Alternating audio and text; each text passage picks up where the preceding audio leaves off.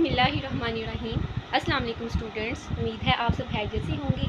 आज हम unit number 7 का नेक्स्ट टॉपिक स्टार्ट करेंगे और आज का हमारा टॉपिक है डेंसिटी। इसको पढ़ने से पहले हम इसकी डेफिनेशन देख लेते हैं कि डेंसिटी बेसिकली होती क्या है। ओके स्टूडेंट्स, डेंसिटी की डेफिनेशन देखते हैं। डेंसिटी होती क्या है। Density of a substance is defined as its mass per unit volume.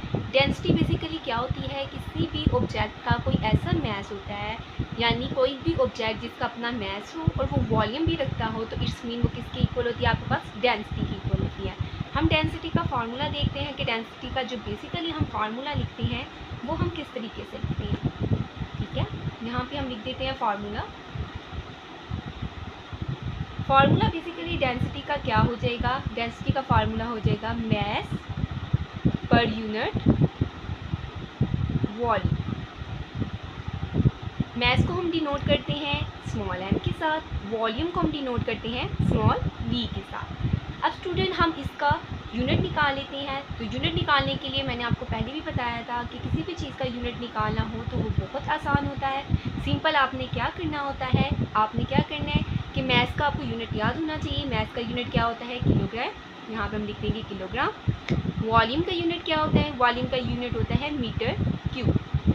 तो डेंसिटी का यूनिट आपके पास क्या हो गया, किलोग्राम पर मीटर क्यूब। हम इसको इस तरीके से भी लिख सकते हैं केजी।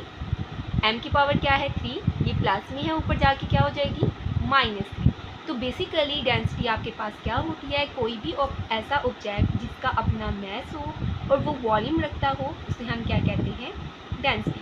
यानी हर सब्सटेंस की जो डेंसिटी होती है वो डिफरेंट होती है। जैसे वाटर की डेंसिटी है तो वो डिफरेंट होगी, मर्करी की डेंसिटी है वो डिफरेंट होगी, कॉपर की डेंसिटी है वो डिफरेंट होगी। स्टूडेंट्स 147 पेज के ऊपर आपके पास एक टेबल बना हुआ है, टेबल नंबर 7.1।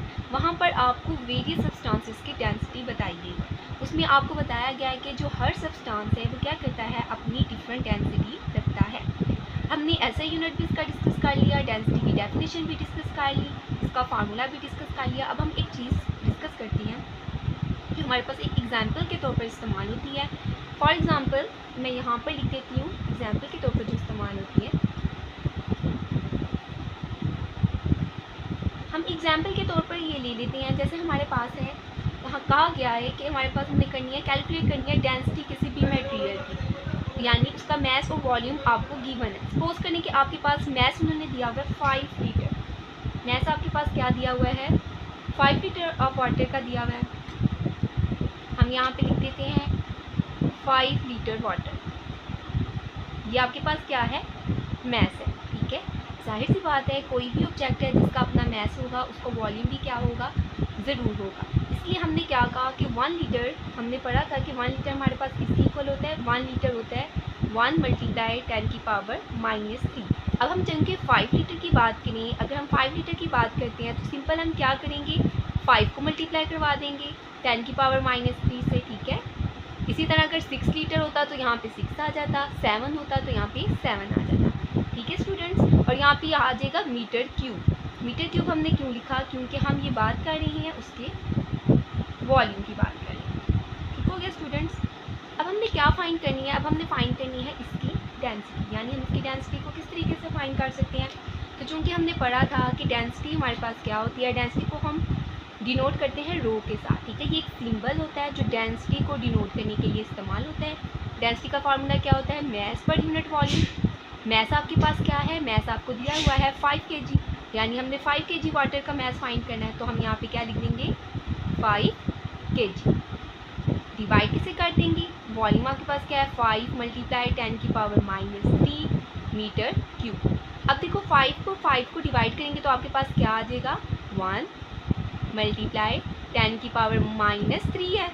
तो ऊपर जाके आपके पास क्या हो जाएगा, ऊपर जाके आपके पास +3 में आ जाएगा। ठीक है, हम इसको ऐसे कर लेते हैं, यहाँ पे +3 आ जाएगा मीटर क्यूब, ऊपर जाके क्या हो जाएगा -3। ठीक हो गया। अब हमारे पास जो वाटर की डेंसिटी है उसको हम लिख सकते हैं 1 × 10 की पावर 3 को अगर हम खोल दें तो वो हमारे पास किसकी इक्वल होती है, हमारे पास हो जाती है 1000 की इक्वल। तो यहाँ पे लिखते हैं मीटर -3। ठीक है, अब आपके पास क्या हो जाएगी, जो बेसिकली डेंसिटी होगी, ये किलोग्राम भी इसके साथ साथ आता रहेगा। ठीक है, अब हम इसको लिख देते हैं 1000 को 1 से मल्टीप्लाई करें तो 1000 आ जाएगा, kg यहाँ पर आ जाएगा, मीटर माइनस क्यू। यानी जो बेसिकली आपके पास वाटर की डेंसिटी है, जब आपके पास वाटर का मैस 5 kg हो और 5 लीटर ही उसका वॉल्यूम हो तो उसकी डेंसिटी को हम इस तरीके से कैलकुलेट कर सकते हैं। अच्छा स्टूडेंट्स, इसमें एक और चीज़ है, यहाँ पर मैंने kg यहाँ पर लिख दिया, इससे कोई फ़र्क नहीं पड़ता, आप kg को पहले लिख दें क्योंकि इसको अरेंज करके लिखना था। पहले आपके पास मैस है इसलिए यहाँ पे पहले किलोग्राम आएगा, बाद में मीटर माइनस क्यूब आएगा। ठीक है स्टूडेंट्स। ओके स्टूडेंट्स, यहाँ पर डेंसिटी का जो सब बेसिकली टॉपिक है वहाँ पर ख़त्म हो गया। अब हम देखते हैं कि जो बेसिकली डेंसिटी की इक्वेशंस निकालती हैं, यानी अगर हमने मैस फाइंड करना होगा तो हम उसका फार्मूला कितना लिखेंगे, वॉल्यूम फाइंड करना होगा तो उसका फार्मूला कैसे लिखेंगे, अब हम उसको डिस्कस करेंगे। ओके स्टूडेंट्स, अब हम देखते हैं डेंसिटी की इक्वेशंस को हम किस तरीके से निकालते हैं।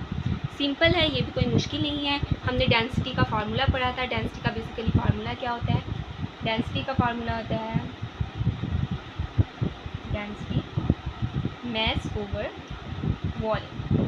अब सिंपल, इसमें कोई मुश्किल नहीं है। अगर देखें यहाँ पर हमने वॉल्यूम निकालना हो या मैस निकालना हो तो फार्मूला कैसे बनते हैं। अब जैसे सपोज करें मैंने निकाला है मैस निकालने के लिए मैं क्या करती हूँ, बेसिकली ये जो मैस है मैं क्या करूँगी, इसको इस साइड पे ले जाऊँगी, इज इक्वल आ जाएगा। तो डेंसिटी और वॉल्यूम आपके पास क्या हो जाएंगे, मल्टीप्लाई हो जाएंगे। ये आपके पास आ जाएगा मैस का यूनिट, फार्मूला, मैस का फार्मूला आ जाएगा। अगर इसी तरह हमने निकालना है वॉल्यूम निकालने के लिए हम क्या करते हैं, सिंपल, कुछ भी नहीं है, ये भी बहुत आसान है। वॉल्यूम निकालना है तो वॉल्यूम इधर चल जाएगा, तो हमारे पास आ जाएगा volume is equal to mass over density. Students, ये बेसिकली डेंसिटी की इक्वेशंस हैं, दैट्स वेरी इंपॉर्टेंट। ये आपके पास MCQs की फॉर्म में भी आ सकती हैं, इसलिए आपने इसको अच्छे तरीके से लर्न करना है, इसको अच्छे तरीके से समझना है। बेसिकली ये आपके लिए न्यूमेरिकल्स में भी यूज़ होंगी। और स्टूडेंट्स, डेंसिटी का आज का हमारा टॉपिक यहाँ पर क्लियर हो गया है। इसके साथ जो रिलेटेड है एग्जाम्पल नंबर 7.1 वो भी इसी से रिलेट करती है। तो स्टूडेंट्स, वो हम नेक्स्ट टॉपिक में डिस्कस करेंगे। तब तक के लिए आप सब अपना बहुत ज़्यादा ख्याल रखिएगा। अल्लाह हाफिज़।